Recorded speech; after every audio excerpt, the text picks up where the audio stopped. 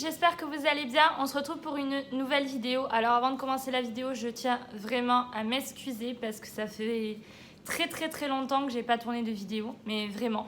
Et vous comprendrez pourquoi dans la vidéo, parce que du coup je vais vous expliquer pas mal de choses. Je vais faire une petite mise au point au passage. Avant de commencer cette vidéo, n'hésitez pas à vous abonner, à liker, à la commenter. J'ai envie qu'on fasse des petits débats en commentaire si vous vous sentez concerné par tout ce que je vais vous dire. J'espère que non, parce que j'espère pour vous que tout va bien. Je suis désolée, il y a le reflet de la ring light sur mes lunettes, donc je vais peut-être devoir les enlever à un moment donné de la vidéo, si ça vous dérange. Alors, aujourd'hui, on va parler donc d'un problème qui est arrivé dans ma vie récemment, qui explique aussi mon absence sur les réseaux sociaux. Je ne poste plus sur Instagram, je fais rarement des stories, ou je fais surtout des partages d'autres stories d'autres personnes sur Instagram. Donc du coup, voilà, je suis beaucoup moins active, donc je vous mets mon petit Instagram là, donc tu vas t'abonner. Allez, dépêche-toi, allez, j'ai pas ton temps moi. Allez, go t'abonner. Donc, j'espère que cette vidéo va vous plaire. J'espère que vraiment, ça répondra à certaines de vos questions. C'est un sujet qui n'est pas drôle, clairement. Donc, si tout ce qui est médical, santé vous dérange, cette vidéo n'est tout simplement pas faite pour vous. Donc, on va s'installer cosy, tranquille ou bilou. Le sweat vient de chez Undies. Voilà. Bref, tout sera de toute façon dans la barre d'infos, comme d'hab. Je commence de suite. Alors, comme vous le savez, ou pas d'ailleurs, j'ai pris ma pilule de mes 17 à mes 20 ans. Je vous mettrai dans le petit i, la vidéo où je parle, je sais jamais. Je vous mettrai dans le petit i, du coup, la vidéo qui concerne la pilule. Donc, c'est là où j'en parle avec beaucoup plus de précision. Donc, j'ai pris la pilule de mes 17 à mes 20 ans parce que initialement, j'ai des règles douloureuses. Comme énormément de filles et de femmes, hein. On est toutes dans le même lot, les filles. Force à vous, on est des warriors. On en parle de ma tête. Warriors.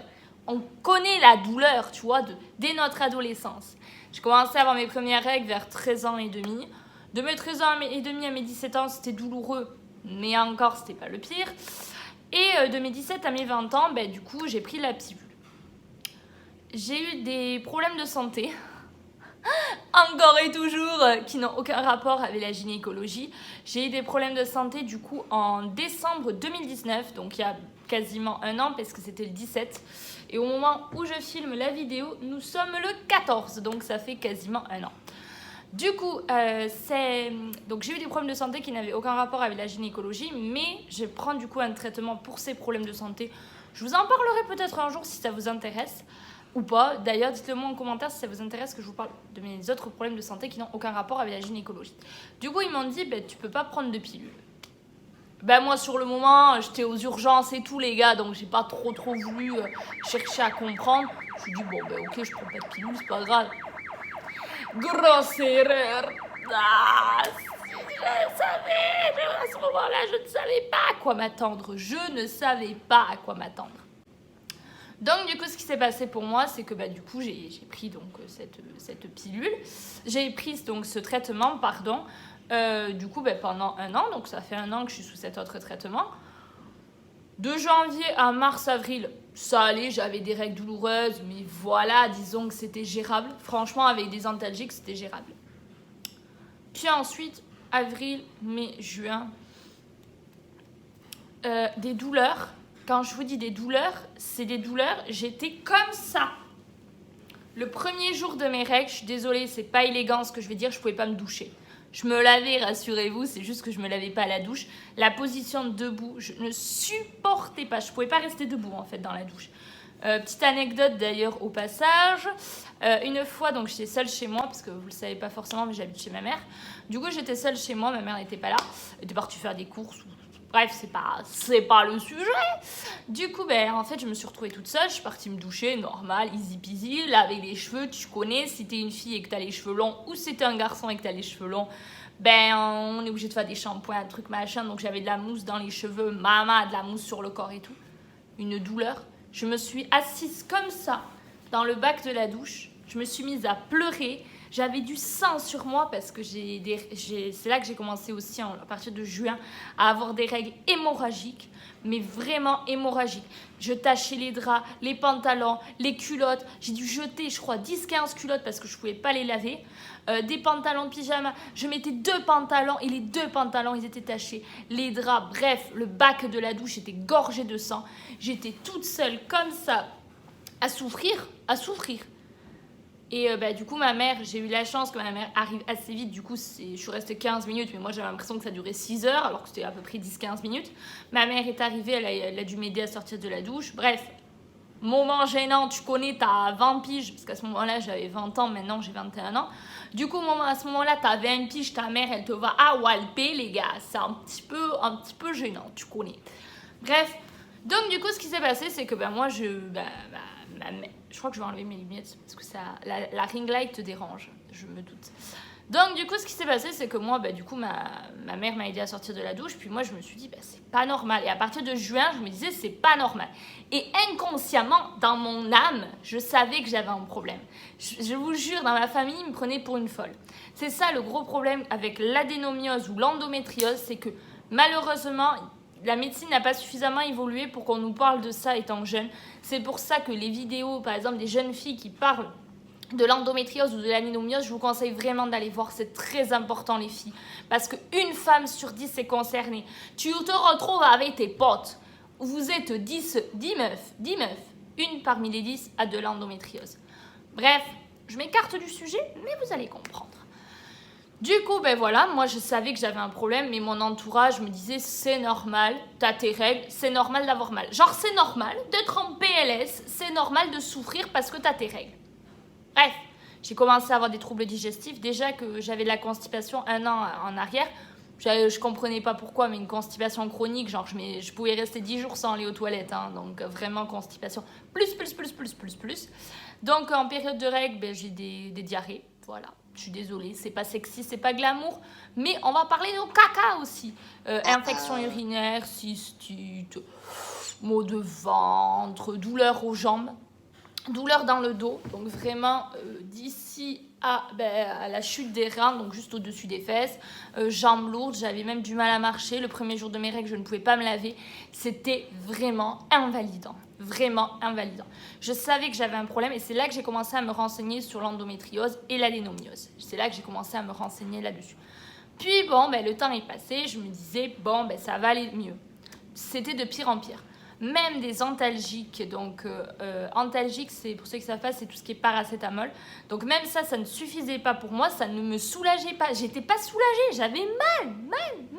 Ça ne partait pas. Je devenais folle. Je vous jure, j'ai insulté tout le monde. J'étais impossible à vivre parce que du coup, je souffrais et mon entourage, il me disait mais c'est normal. Je disais non, ce n'est pas normal. C'est pas normal de souffrir à cause de règles, les gars. Ça m'énerve parce que je trouve que c'est pas normal. Donc j'en ai parlé à mon généraliste, qui lui aussi m'a dit « C'est normal, tu es une femme, c'est normal d'avoir mal. » Pardon? C'est normal d'être en PLS juste parce que j'ai du sang dans la culotte? Non, moi je veux pas vivre comme ça, c'est pas normal.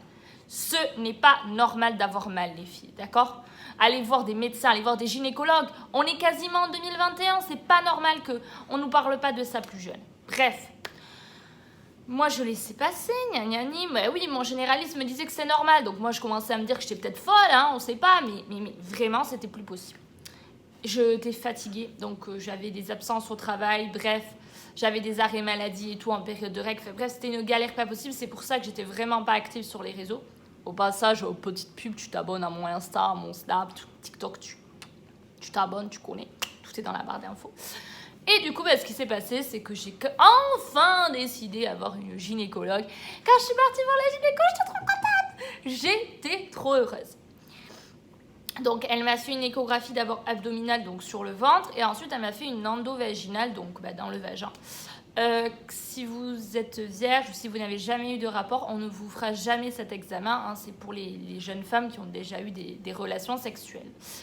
Donc du coup ce qui s'est passé c'est que l'examen en soi s'est bien passé. Moi c'est pas la première fois, j'en faisais souvent, mais j'étais sous pilule à chaque fois, donc du coup tout allait bien. Et ensuite ce qui s'est passé c'est que du coup j'ai fait l'examen, elle regarde l'écho, elle me regarde, je me suis dit là il y a un truc. au début, elle était un peu, hein, je sais pas. Moi, je te dis, il y a un problème. Moi, je suis venue, je savais qu'il y avait quelque chose. Et elle m'a dit que j'avais de l'adénomiose. De la quoi? C'est quoi ce truc? C'est quoi ce truc, en fait? C'est quoi?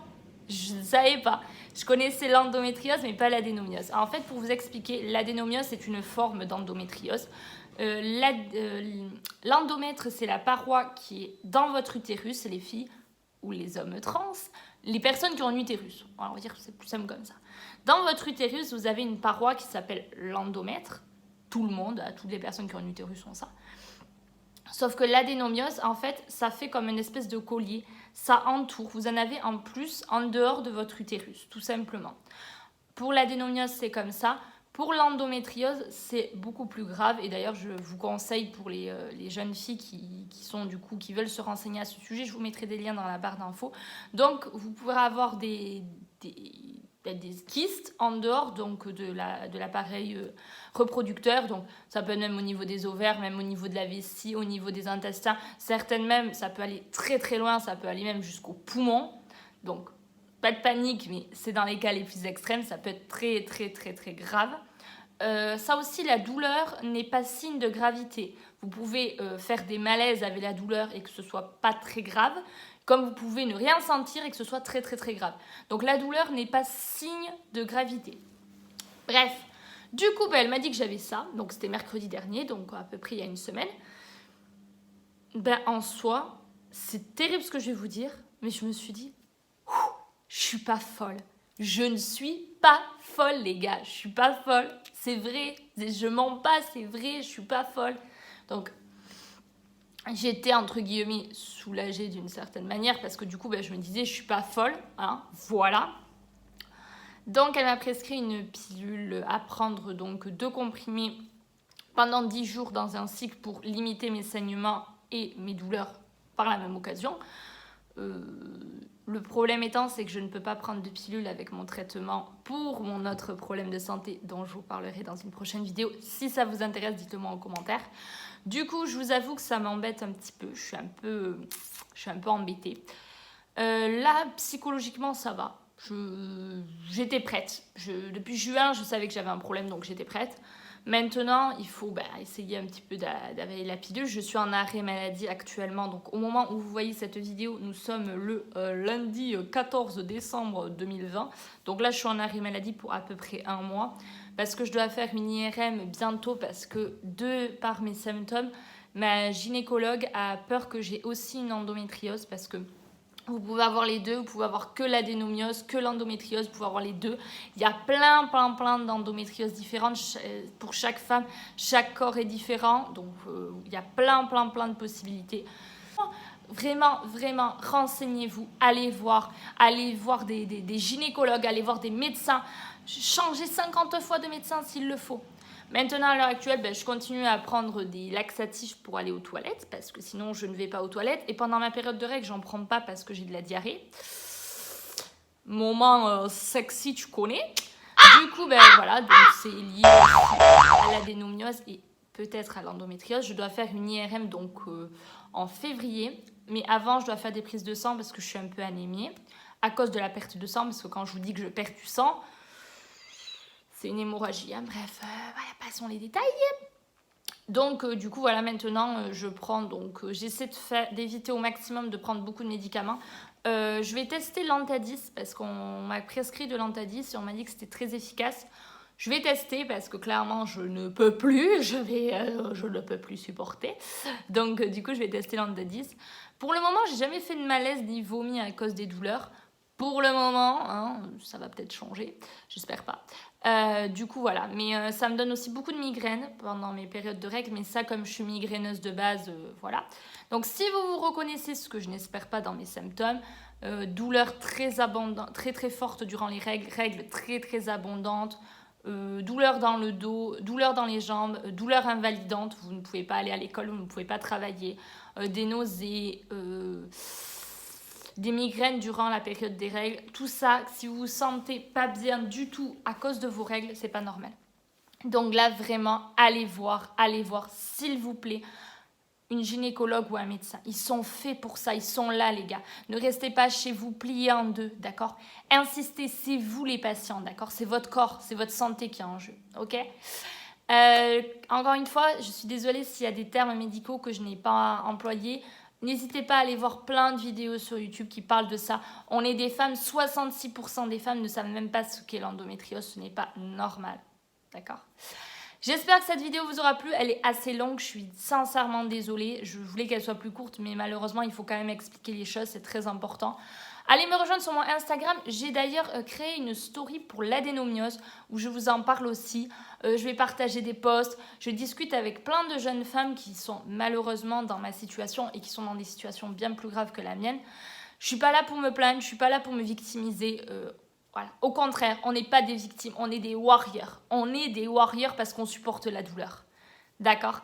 J'espère que cette vidéo vous aura plu. N'hésitez pas donc à me rejoindre sur mon Instagram, mon Snap, que je vous mets juste ici, mon TikTok. Parce que sur TikTok, je fais surtout de l'humour et de la comédie. Tu connais mon humour. Tu connais si tu me suis sur TikTok. Tu connais. Je vous embrasse bien fort. Je vous souhaite à tous et à toutes une très très très bonne journée. Je vais peut-être faire une vidéo pour Noël, petit make-up. Là, en ce moment, j'avoue que je fais moins de vidéos et je suis sincèrement désolée, mais ça va revenir. Petite vidéo make-up, tu connais, en bomba latina. Sur Insta, je ferai des petites stories, des petits posts. Je me mettrai en bombe. Bonne journée à tous. Ciao.